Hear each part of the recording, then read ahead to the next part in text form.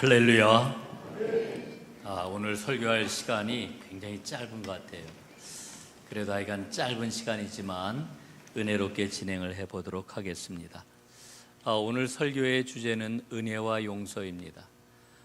그런데 오늘 아침에 교역자들, 교직원들 회의를 하면서 제가 좀 많이 화를 냈습니다. 그러다 보니까 오늘 이 은혜와 그 다음에 용서라고 하는 주제를 어떻게 설교를 할까, 이런 그 마음의 무거움이 좀 있었습니다. 그래도 1부, 2부 예배를 드리면서 하나님께서 마음을 좀 이렇게 만져주셨는데 여러분들도 기도하는 마음으로 함께 말씀을 경청해 주시면 고맙겠습니다. 잘 알려진 그런 그 이야기를 여러분들에게 먼저 들려드리도록 하겠습니다. 23살에 혼자가 되신 어떤 엄마가 있었는데 그 유복녀로 딸을 하나 낳았습니다. 엄마가 얼마나 정성껏 희생을 하면서 그 딸을 키웠는지 모릅니다. 공부도 잘했고요. 그래서 이제 유학을 갔습니다. 그리고 모든 학위 과정을 마치고 돌아와서는 이제 한국의 유명한 대학의 교수가 되었습니다. 그런데 이 딸이 고등학교 때까지는 교회를 잘 나왔지만 그 이후에는 교회를 나오지를 않았습니다. 그래서 이제 엄마가 그 딸을 위해서 기도를 합니다. 그리고 권면을 합니다. 마침내 교회에 나가게 되었는데 교회를 둘러본 딸이 큰 실망에 빠졌습니다.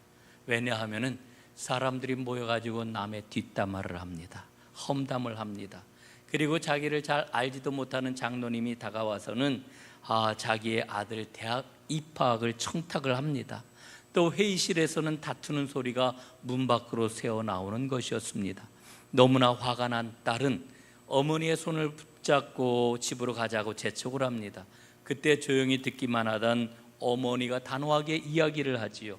너는 평생 교회를 안 다니다가 오늘 와서 딱 하루 교회에 와가지고 참 많은 것도 보았구나. 나는 평생 교회에 다니면서 예수님만 보아왔는데, 이렇게 이야기를 하는 것이었습니다. 이 말을 듣고 그 딸이 충격을 받았습니다. 왜냐하면은 어머니가 그저 생각 없이 교회만 다닌다고 생각을 했는데 어머니는 그런 어머니가 아니었던 겁니다. 어머니가 보는 수준하고 자기가 보는 수준하고는 하늘과 땅 차이였습니다. 자기는 보이는 것만 보았는데 어머니는 보아야 할 것을 보았습니다. 자기는 자기 수준에서 보았는데 어머니는 하나님의 수준에서 보았던 것입니다. 여러분, 우리는 참 많은 것을 보면서 살아가지요. 그런데 대부분은 내 눈에 가까이 띄는 것들만 보면서 삽니다. 조금 먼 것은 잘 보이지 않으니까 아예 볼 생각을 하지를 않습니다. 그런데 사람이 보는 것은 사실은 대개 자기 속에 있는 것을 보는 겁니다. 자꾸 누군가에게 거짓이 보인다라고 하면 내 속에도 거짓이 많다는 겁니다. 또 다른 사람에게 교만함이 보인다라고 하면은 내 마음에도 교만이 있다는 것입니다. 그래서 섬기는 사람 옆으로 가라 하는 말이 있습니다. 그러면 섬기는 일만 보게 될 것이기 때문입니다. 기도하는 사람 옆으로 가라 하는 말도 있습니다. 그러면 기도를 배우고 깊은 기도로 들어갈 수 있기 때문에 그렇습니다. 내 눈에 너무 추한 것만 보이면은 그 사람을 탓하기 전에 내 속에 추한 것이 없는지를 봐야 할 것입니다. 그래서 좋은 것을 가까이 해야 합니다. 그럴 때 좋은 것을 더 많이 보게 될 것입니다. 눈에 보이지 않는 것을 보아야 할 것입니다. 그래야 멀리 본질적으로 볼 수 있기 때문에 그렇습니다. 눈에 보이지 않는 게 뭐겠습니까? 그것은 바로 은혜입니다. 은혜로 사람을 보고 은혜로 세상을 보는 눈을 우리 믿음의 사람들은 구해야 할 것입니다. 오늘 본문 말씀은 예수님의 비유 가운데서 용서의 비유로 널리 알려진 말씀입니다. 옛날에 어느 왕이 빚을 진 종에게 빚을 탕감해 주었습니다. 탕감해 준 빚이 무려 1만 달란트였습니다. 현재의 가치로 다 따진다라고 하면은 수조 원에 해당하는 어마어마한 금액입니다. 이렇게 빚을 탕감받고 궁궐에서 나오다가 이 종이 시장 어귀에서 자기에게 빚을 진 사람을 만나게 됩니다. 그 사람은 자기에게 100데나리온의 빚을 지었습니다. 100데나리온은 얼마나 될까요? 1데나리온은 노동자 하루의 품삯입니다. 그러니까 100데나리온 빚진 사람은 노동자 100일치의 품삯을 이제 빚을 진 겁니다.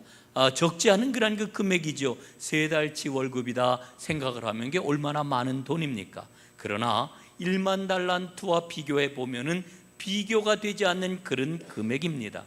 1만 달란트를 다시 한번 환산을 한다라고 하면은 한 노동자가 13만 7천 년을 일해야 겨우 벌 수 있는 그와 같은 금액입니다. 그러니까 1만 달란트 탕감받은 종은 100데나리온을 갚지 못한다고 자기에게 빚진 사람을 감옥에 가두었던 겁니다. 그런데 그 소식을 누가 듣습니까? 임금이 들어요. 임금이 이 소식을 듣고 진노해요. 내가 1만 달란트나 탕감해 주었는데 너는 100데나리온을 갚지 못한다고 그 사람을 감옥에 가두었어? 나도 너를 탕감해 주지 않겠다. 이놈을 감옥에 집어넣어라. 이게 오늘 예수님께서 들려주시는 이야기입니다. 여러분, 얼마나 기가 막힌 이야기입니까? 예수님은 이 이야기를 통해 가지고 우리에게 은혜가 무엇인지를 일러주고 계십니다.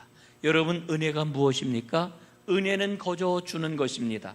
자격 없는 사람에게 그냥 주는 것, 이게 은혜입니다. 여러분, 종이 왕에게 받은 은혜가 얼마나 큽니까? 성경에 가장 많이 나오는 단어를 꼽으라고 하면은 모든 학자들이 은혜라고 하는 말을 꼽습니다. 하나님은 어떤 분이십니까? 우리는 하나님을 은혜의 하나님이라고 이렇게 고백을 하지요. 우리는 하나님의 은혜 덕분에 용서를 받았고 구원을 얻었습니다. 여러분, 오늘 말씀은 예수님의 질문 앞에 답을 주시는 그런 내용입니다. 베드로가 물었습니다. 형제를 몇 번이나 용서해 주어야 합니까? 7번까지 용서해 주면 되겠습니까? 이렇게 베드로가 묻고 있지요. 여러분, 7번이라고 하는 것은 이건 대단한 겁니다. 여러분, 생각을 해보십시오. 우리가 누군가를 용서해 줄 때 우리 자녀들이라 할지라도 한 번은 자녀니까 용서해 주고 또 한 번은 그래 한 번 더 참자 그리고 용서를 해주고, 그렇지만 3번 4번 반복이 되면은 어떻게 됩니까? 대부분의 사람들은 참지를 못하지요. 그런데 7번이라고 이야기를 하니 이게 얼마나 대단한 겁니까? 그런데 예수님은 뭐라고 말씀을 하십니까? 7번이 아니라 7번씩 70번이라도 용서할지니라, 이렇게 말씀을 해주고 있습니다. 그리고 들려주시는 말씀이 1만 달란트 탕감받은 종의 이야기를 들려주고 있는 겁니다. 여러분, 이 비유를 통해서 예수님은 우리에게 말씀하시는 겁니다. 하나님께 받은 게 무엇인지, 그리고 하나님께 받은 게 얼마나 되는지 하나하나 헤아려 보아라. 그런데 여러분, 정작 우리의 삶은 어떻습니까? 우리는 하나님께 받은 은혜와 용서, 그거는 자꾸만 잊어버립니다. 그리고 내가 누군가에게 해준 것을 마음으로 자꾸만 세지 않습니까? 그래서 우리는 이렇게 이야기를 합니다. 아니, 내가 해준 게 얼마인데 어떻게 그럴 수 있단 말이야? 그 사람이 어떻게 그럴 수 있어? 우리는 이렇게 생각을 하지요. 그러나 여러분, 우리는 13만 7천 년을 벌어도 벌지 못할 정도의 엄청난 금액을 탕감받은 종이라고 하는 것을 잊지 말아야 됩니다. 사무엘하 11장 12장에 보면은 다윗 왕이 우리아의 아내 밧세바를 범한 이야기가 나오지요. 여러분, 다윗이 밧세바를 보고 그만 마음이 동하여 가지고 그 여인을 범하지 않았습니까? 그 일로 밧세바가 덜컥 임신을 하고 말았습니다. 다윗은 그 일을 숨기기 위해 가지고 온갖 가지 방법을 써 보았는데 결국 그게 안 되니까 더 큰 죄악을 저지르지요. 어떻게 했습니까? 그 충성스러운 자기의 신하, 자기의 부하 우리아를 전쟁터 맨 앞에 배치시켜 놓고서는 적군의 칼과 총에 의해서 죽임을 당하게 합니다. 살인 교사죄를 저지른 거지요. 우리아가 죽고 나서 다윗은 이제 모든 게 다 정리됐구나, 마음 편안하게 모든 게 끝났다고 생각을 했습니다. 그런데 어느 날 선지자 나단이 다윗을 찾아옵니다. 그리고 한 이야기를 들려주지요. 한 욕심 많은 부자가 있었는데 그 옆에 가난한 농부가 살았습니다. 그런데 그 가난한 농부에게 하나밖에 없는 어린 양을 빼앗아 가지고 그 부자가 손님 대접을 했습니다. 이 이야기를 들려주자 다윗은 크게 진노합니다. 정의의 사도인 마냥 그 일에 대해서 분노하면서 그 불의한 부자가 누구냐, 반드시 죄값을 치러야 된다 이야기를 하지요. 그때 나단 선지자가 뭐라고 이야기를 합니까? 당신이 바로 그 사람이요, 당신이 바로 그 사람이라. 여러분, 추상 같은 이 나단 선지자의 말을 듣고 여러분, 다윗이 어떻게 합니까? 다윗의 위대함이 거기서 나와요. 그는 즉각 하나님 앞에 무릎을 꿇고 깨닫습니다. 하나님께 엎드려서 자기의 죄를 고백하고 하나님의 은혜를 구합니다. 여러분, 혹시 내가 1만 달란트 탕감받고 100데나리온을 갚지 못하는 자를 감옥에 쳐넣은 그 사람은 아닌가요?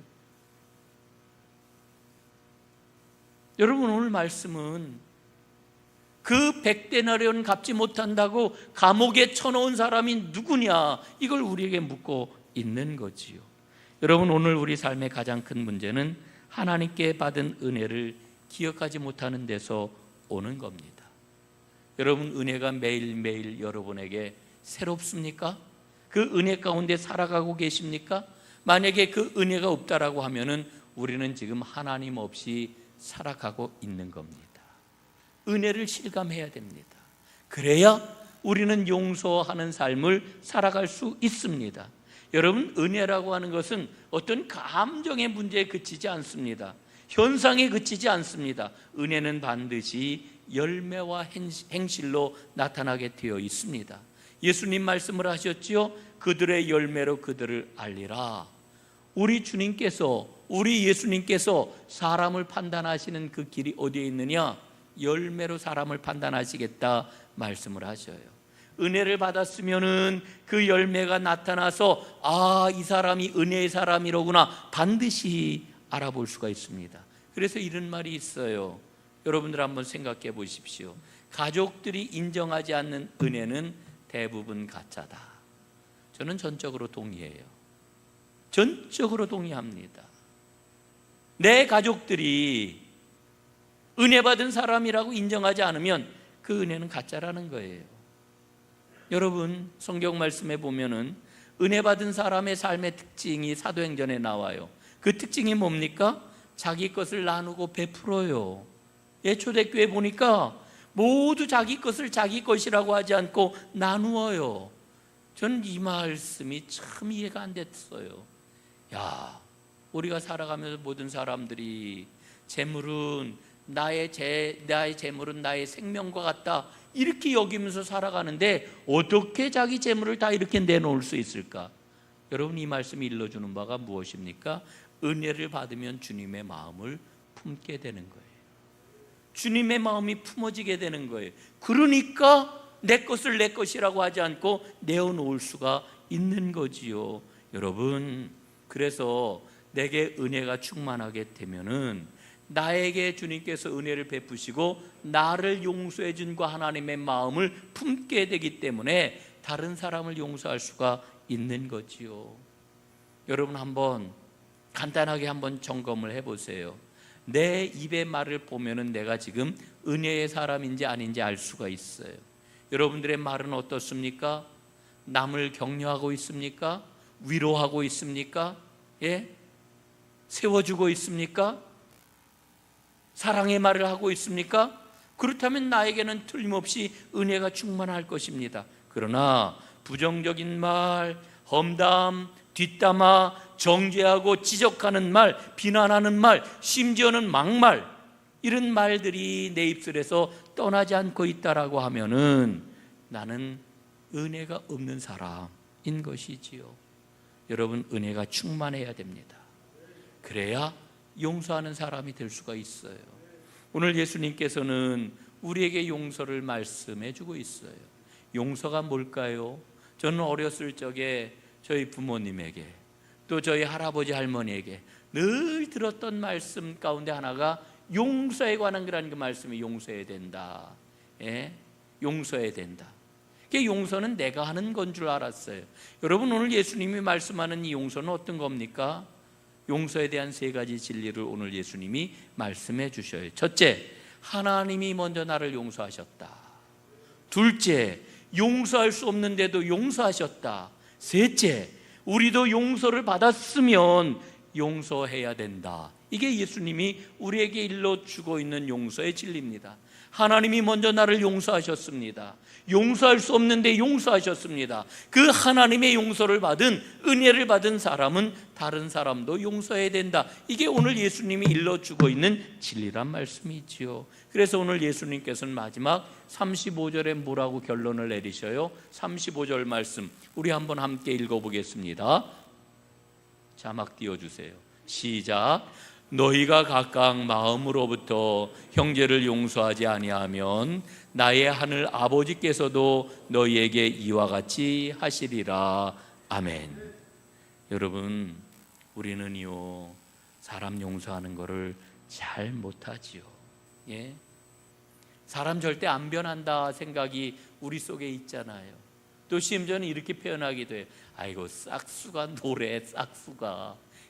이러면서 우리는 용서를 할 수 없다고 생각을 해요. 그런데 여러분, 내가 누군가를 용서하는 거는요 하나님 차원으로 들어가는 거예요. 하나님 차원으로.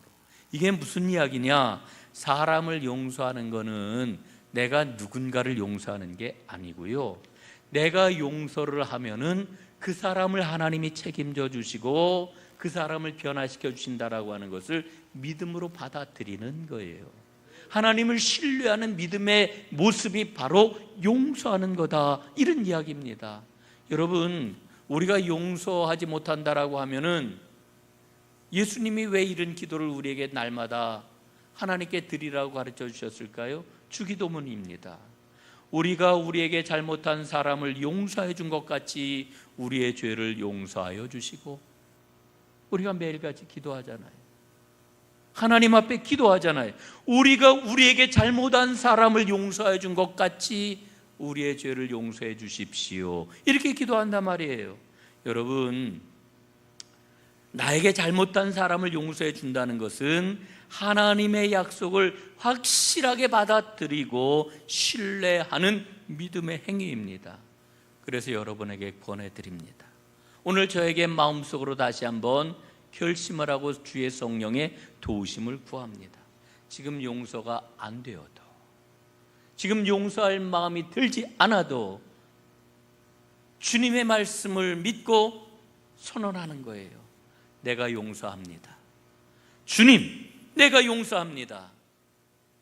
그럴 때 우리 주님께서 그 사람을 책임져 주시고 나의 용서를 이루어 주실 겁니다. 여러분 꼭 기억하세요. 용서는 내가 하는 것처럼 보이지만 용서를 이루어 주시는 분은 하나님이십니다.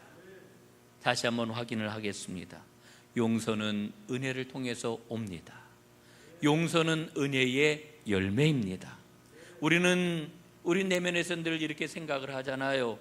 아유, 용서는 무슨 용서, 그냥 그 사람 얼굴 안 보고 살면 되지. 지금 죄송한 말들을 하면 이런 거예요. 아유, 똥이 뭐예요? 무서워서 피하나? 더러워서 피하지. 이러고서 여러분 그냥 우리가 편안하게 마음 편하게 먹고 살아야지, 이러고서 여러분 우리는 생각을 하는데, 여러분 그렇지 않아요. 우리는 하나님의 형상대로 지음 받았잖아요. 창세기 1장 26절에 보면은 하나님이 우리 인간을 만드실 때 하나님의 형상대로 만드셨다고 분명히 일러주고 계셔요. 그런데 안타까운 것은 이 하나님의 형상이 죄로 말미암아 깨어지고 말았습니다. 하나님을 뵐 수도 없고 하나님을 만날 수도 없고 하나님을 아버지라고 부를 수도 없게 되었습니다. 그런데 하나님께서 우리에게 용서의 길을 열어주셨단 말이에요. 그게 은혜잖아요. 그게 십자가 사랑이잖아요. 우리는 십자가 사랑으로 용서를 받고 하나님의 형상을 회복할 수 있는 길이 열리게 된 거예요. 처음에는 그 길이 희미해 보여요. 있는지 없는지도 잘 안 보여요. 그런데 우리가 용서하게 될 때에 이 하나님의 은혜가 풍성하게 될 것이고 하나님의 형상은 점점 더 또렷하게 우리의 삶 가운데 드러나게 될 것입니다. 여러분, 그래서 우리는 용서의 사람이 되어야 해요. 여러분, 제가 다른 사람을 용서하는 것에 대해서 말씀을 드렸습니다마는 그러나 또 한 가지 중요한 용서의 측면이 있습니다. 그게 뭘까요? 함께 살아가는 사람들에게 내가 용서를 구해야 돼요. 돌아보면은 우린 참 잘못한 게 많아요. 정말 많아요. 아내에게 잘못한 것, 남편에게 잘못한 것, 자녀에게 잘못한 것, 부모님께 잘못한 것, 친구에게 잘못한 것, 용서를 구해야 해요. 신앙생활 하면서 성도는 성도들끼리 잘못한 것, 목사는 성도에게 잘못한 것, 성도는 목사에게 잘못한 것, 용서를 구해야 돼요. 그게 바로 은혜 가운데 살아가는 겁니다. 하나님께 받은 은혜는 서로 용서를 통해 가지고 축복의 열매라고 하는 걸로 결실을 맺게 되어 있습니다. 그리고 마지막, 우리 인생이 하나님의 기준으로 하나님의 형상을 회복할 수 있는, 우리가 점점 더 하나님의 기준으로 높아질 수 있는 유일한 길은 용서 이외에는 없어요. 이 용서의 은혜가 오늘 예배하는 여러분 모두에게 임하여서 진정으로 열매 맺고 축복의 길을 걸어간 은혜가 있기를 주님의 이름으로 축원합니다. 기도하겠습니다. 아버지 하나님, 감사합니다. 오늘 예수님의 말씀을 통하여서 용서의 길을 일러주시니 진심으로 감사합니다. 하나님이 베풀어 주신 그 은혜로 충만하여 용서하는 삶, 용서를 구하는 용기 있는 삶을 살아가는 하나님의 모든 사람들 되게 하옵시고, 그 은혜와 복으로 열매 맺어 하나님께는 영광이요 우리 삶에는 가득한 복을 누리게 하옵소서. 예수님 이름으로 기도드리옵나이다. 아멘.